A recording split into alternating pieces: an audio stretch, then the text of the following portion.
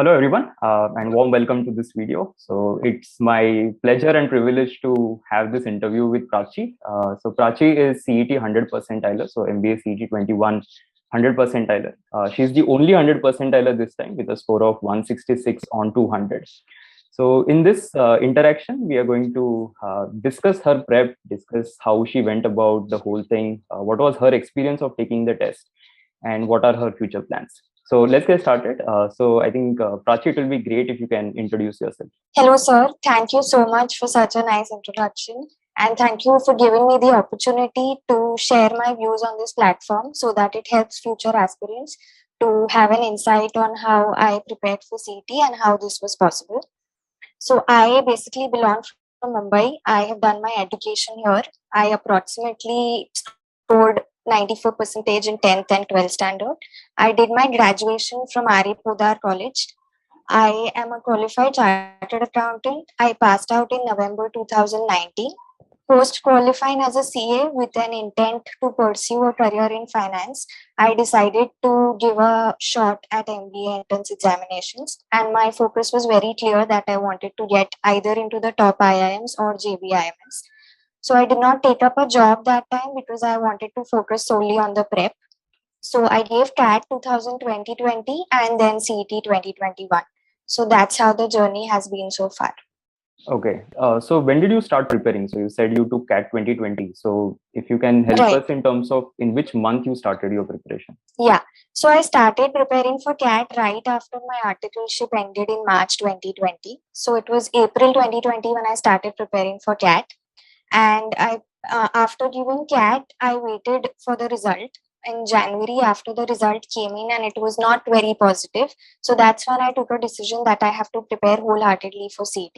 And I started my preparation for CET in Jan 2021. Okay. All right. So again, just sort of a digression from the prep bit. Why did you decide on MBA after CA? I mean, CA in its own right is a phenomenal degree to have. So how did that decision happen? Yeah. So basically, I was pursuing my articleship from Deloitte in the statutory audit department. So while I totally enjoyed working there, there was one part of me that somewhere knew that I didn't want to make a career in auditing or taxation. So which are the core areas that a CA primarily works in. And even today, there are few opportunities which are purely limited to, say, an MBA fresher and which are very limited for fresher CAs, like management consultancy, corporate finance, or even for that matter, investment banking. And also, there are networking opportunities that are very much limited during the CA course. So I actually wanted to have a holistic experience for my personal as well as professional growth. So that's why I decided to go on for an MBA head on after CA. And since the pandemic also just happened that time, I thought it's the best time to, invest in education and go ahead with it. Right. Perfect. Yeah. Okay. So let's come back to your preparation now. So you said that you first you took CAT 2020 and then after the result you started sort of working towards CET. Right. So what sort of major differences you saw in your own CAT preparation versus the prep that you did for CET? Okay. So actually, when I was preparing for CAT, I still had a minor dilemma in mind about the MBA decision since it was an online experience that was happening. So maybe that, somehow affected my mindset and preparation during my CAT attempt. However, during CET, I was very clear that I wanted to clear it in this attempt itself. So that's how, I think I was more focused and more determined that I have to make it in this attempt and get into JBIMS. So I think that was the major difference. Okay. So in terms of your prep, because generally I think every aspirant goes through that phase where you have some areas of strength, some areas of improvement. So particularly in your case, with respect to CET specifically, what were your strengths and areas of improvement? Yeah. So my strengths were verbal and logical reasoning section, and quant and abstract was something I was decent with. I would not say very poor. I was decent with, but LR and verbal was something which was very strong. I would rate myself on. So I capitalized on those areas during the prep as well as in the final exam. Okay. And how were you doing on mocks? Because again, you had taken all the IMS mocks. You were a class 2 student, and then you ended up taking all the mocks as well. Correct. What were your scores in mocks, and were you expecting this kind of a result in the final day? Right. So yeah, I took a lot of mods towards the end, because with every delay, since I wanted to keep myself on track, I kept buying additional mods and kept giving those. So I actually started with IMS and TF in the beginning, that is around March. So initially and even towards the end, IMS I was scoring in the range of 120 to 130. I was scoring 130 to 1 in the range of 130 to 140 in other mods, and towards the end I managed to reach and sometimes cross 150, and my highest score in mods was a 161. Okay. So I mean, the final paper was definitely very different from what the mods had been, and it was a very different strategy that you had to apply altogether. But since I had a genuine attempt of close to 175 to 180 questions, and I was definitely expecting 155 out of those to be correct. So I think luck was on my side, and some of the flutes definitely turned out to be correct, and I could manage to get a score of 166.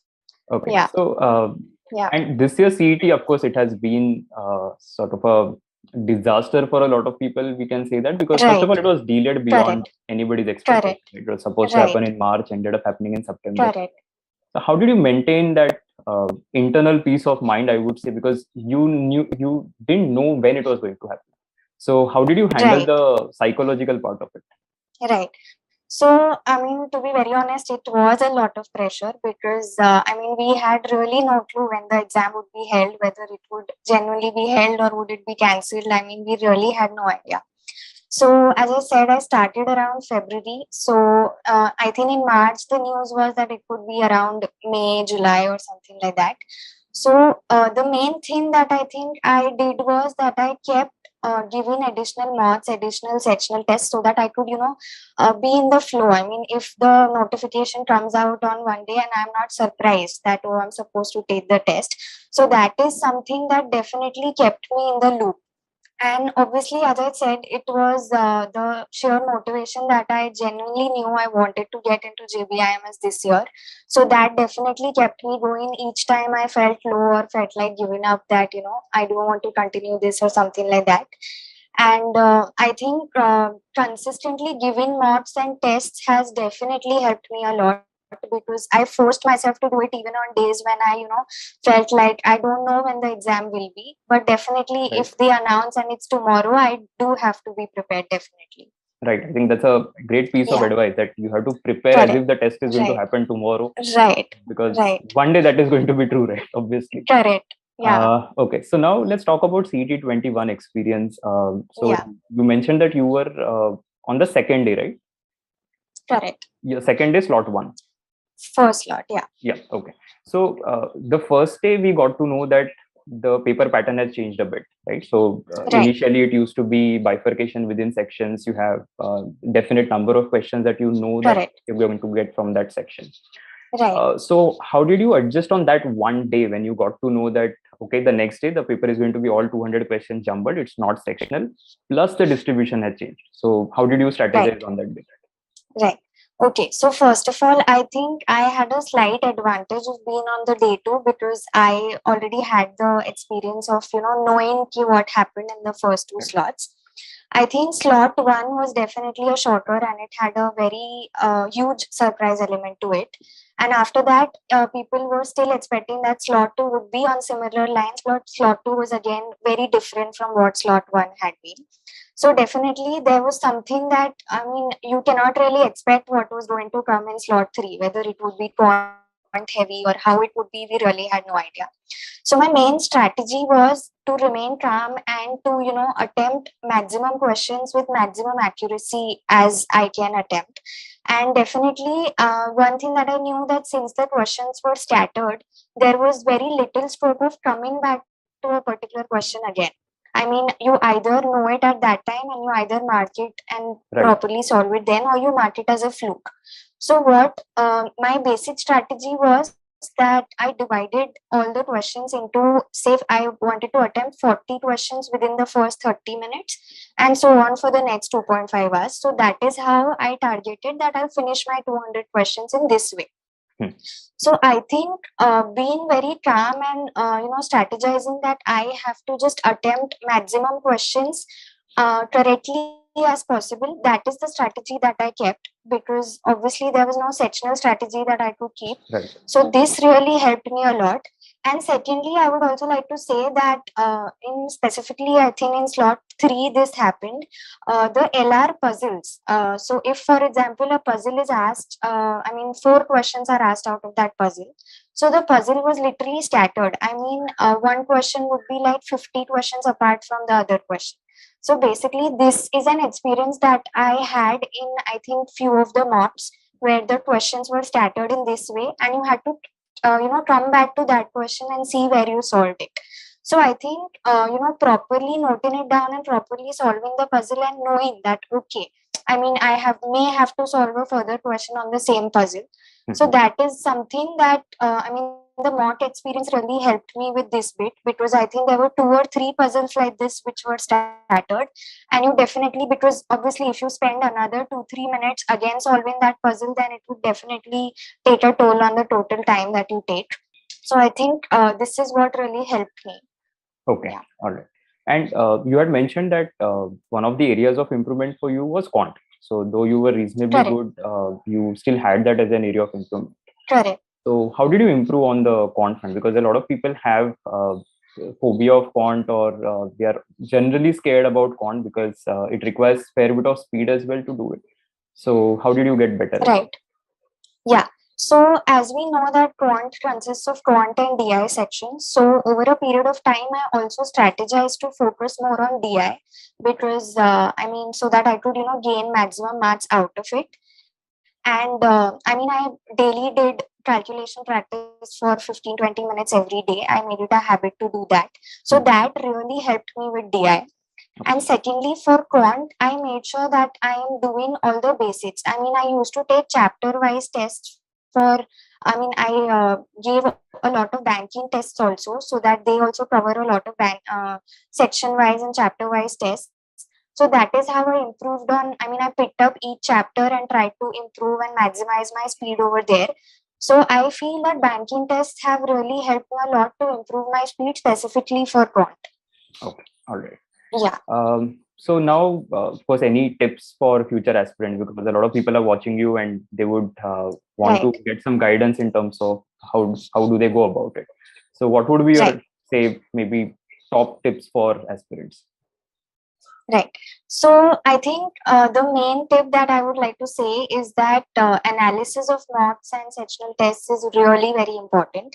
You can, I think you can compromise on the number of mocks that you give, but you cannot compromise on, not analyzing a mock properly. So that is very essential. Secondly, I would like to say that it definitely depends on the D-Day how you perform. So you really have to prepare yourself. I think more than the preparation, you have to prepare yourself to remain focused and calm on the D-Day. So you don't have to have that much of pressure. And another thing is that since all the aptitude exams are actually so unpredictable, I would really say that, don't really put all your bets on one exam. Not specifically CET, but any other exam. If you have the chance, and if, for example, if you're giving it for the first attempt, you can keep certain options open so that it reduces the pressure on the mind that, how do you have to go about it. And one more point that I would like to say is that when we discover what our strengths are in the beginning of the preparation, we tend to neglect our strengths later on. Like we say that, okay, I am scoring this much in this particular section, so let it be, let me not work on this so much, I'll focus on other sections. So while focusing on weak sections is very important, obviously, but neglecting your strong section is not something that I would advise, because, for example, if you're starting out in the starting of the preparation, if you're able to do the puzzle in suppose 10 minutes and you make it come down to say 7 minutes towards the end, So I don't think that I was also never satisfied with, okay, I am doing it in 7 minutes, so it's okay. So I constantly strive to, do it in a lesser time. And since LR was a major quantity of the paper, of the slot that I was in, so that definitely helped me over there. Secondly, as I said, verbal was my strength. So again, over there, if I would have, given up on verbal grammar or the vocab part, then definitely there were certain questions that I would not have been able to manage in the paper. So capitalizing on your strengths and working on them continuously is something that I would strongly advise. Yeah. Okay, all right. So now what's the future plan? I mean, you've already achieved a lot, CA plus now CET 100 percentile. So what is the future plan and goals for you? Yeah. Okay. So I am very keen on joining into corporate finance roles in the industry.